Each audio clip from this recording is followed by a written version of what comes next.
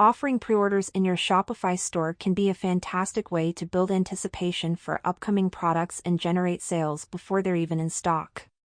Whether you're launching a new product, restocking popular items, or introducing limited edition merchandise, enabling pre-orders can help you gauge demand and maximize revenue.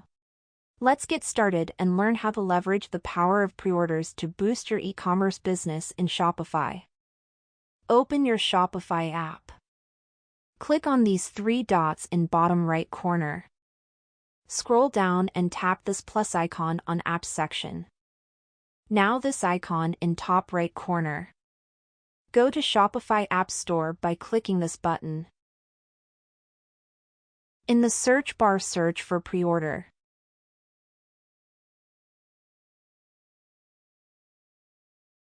You want to find an app that has a lot of downloads and rating at least higher than 4 or 5.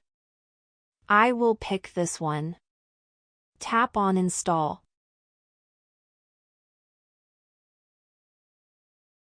Click this green button at the bottom of the page to connect app to your store. Now you can find your way with it and integrate it to your Shopify store. Until next video, bye.